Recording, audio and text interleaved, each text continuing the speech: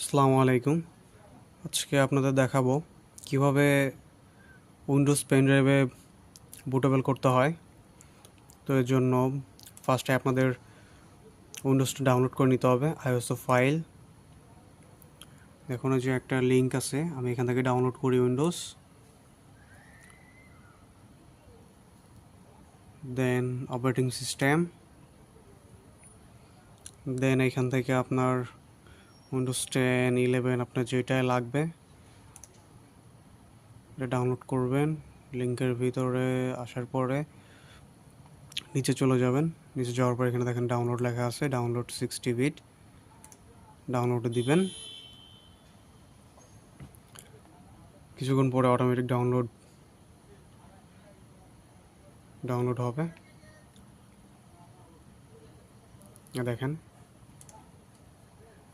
Download হচ্ছে। তো আমি আগে থেকে ডাউনলোড করে রাখছি, এর জন্য কেটে দিচ্ছি।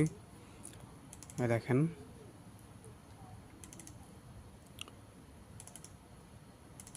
উইন্ডোজ 10, 10 প্রো, উইন্ডোজ 11, 11 প্রো আর দুইটা ডাউনলোড করা আছে। তো পেন ড্রাইভ বুটেবল করা যায় দুইটা অপশন, একটা হচ্ছে দেখেন পাওয়ার আইএসও, আর একটা হচ্ছে রিফিউজ। দেখেন, তো আমি রিফিউজ দিয়ে আজকে বুটেবল করব।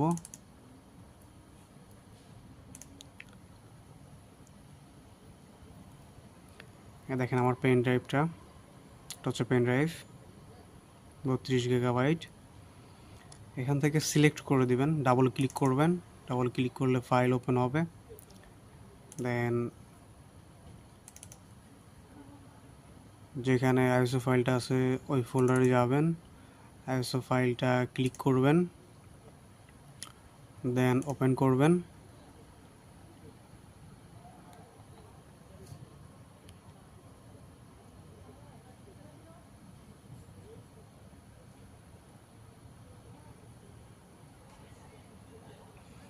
একটু অপেক্ষা করতে হবে।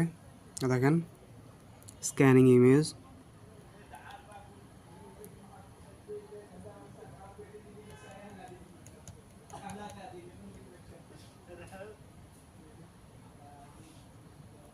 স্ক্যান হয়ে গেছে। এখন এখান থেকে আপনি পেন ড্রাইভের নামটা চেঞ্জ করে নিতে পারেন। তো যেহেতু উইন্ডোজ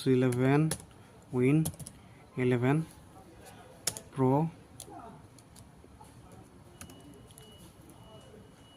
দেন আপনি দেখেন এখান থেকে আপনি জিপিটি মোড, এমবিআর দুটো অপশনে আপনি করতে পারবেন। তো আমি জিপিটি মোডেই করতেছি এখন। দেন স্টার্টে ক্লিক করবেন। দেখেন এইগুলা সবগুলো সিলেক্ট করে আমি রাখছি। দেখেন ডিজেবল বুট লগার, অটোমেটিক ডিভাইস আনক্রিপশন, সবগুলো সিলেক্ট করে রাখছি, আপনারা দেখে নেবেন এটা। দেন ওকে,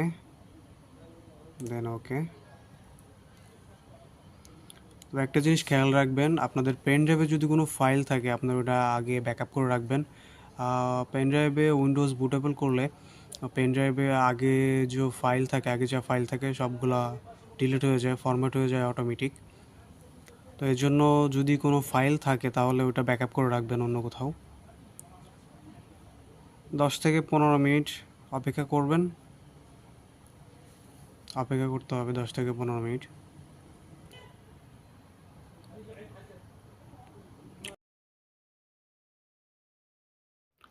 সম্পূর্ণ ভিডিওটা দেখার জন্য সবাইকে ধন্যবাদ।